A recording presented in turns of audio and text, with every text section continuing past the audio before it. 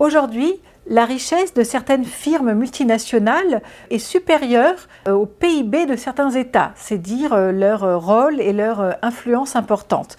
Elles se livrent souvent, via leurs sous-traitants en Asie, à des abus, comme on a pu le voir avec l'effondrement de l'immeuble Rana Plaza en 2013 au Bangladesh, qui montrait que ces ouvrières de l'industrie textile étaient dans des conditions de sécurité et de travail déplorables.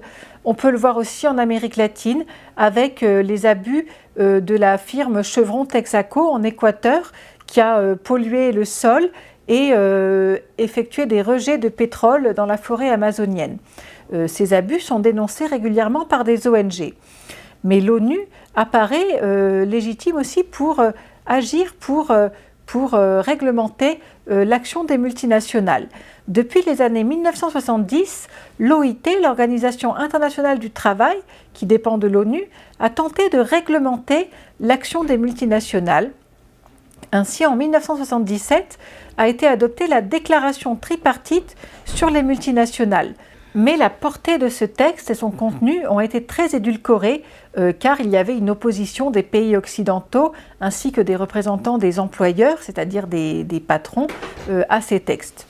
Puis, autour des années 2000, l'ONU a même semblé connaître un retournement dans sa position face aux multinationales. Loin de vouloir les contrôler, elle a voulu les associer plus étroitement à son action. C'est ce qu'a fait Kofi Annan en 2000 avec son pacte mondial, Global Compact en anglais, où il voulait associer les multinationales aux décisions de l'ONU, en échange d'un engagement de ces multinationales à respecter un ensemble de principes de droits de l'homme. Ce pacte mondial de Kofi Annan a été critiqué par des ONG et par les altermondialistes.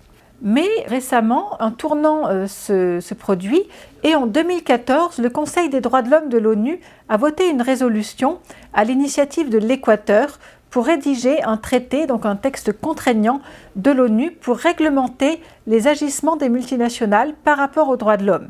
Ce projet est porté par la France, l'Équateur et l'Afrique du Sud, ainsi que par de nombreuses ONG.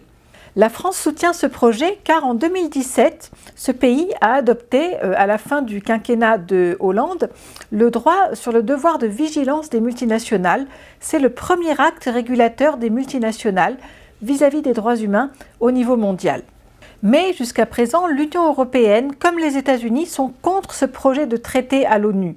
De même, l'Organisation internationale des employeurs, qui est l'organisation qui regroupe les syndicats patronaux du monde entier. L'enjeu est donc aujourd'hui de convaincre l'Union européenne de signer ce traité.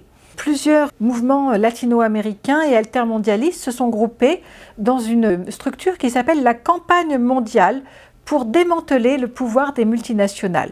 Ainsi, une bataille importante se joue à l'ONU en ce moment avec un enjeu essentiel, réglementer les pratiques des multinationales, c'est-à-dire les obliger à respecter certains principes en matière de droits de l'homme, de conditions du travail et de droits syndicaux.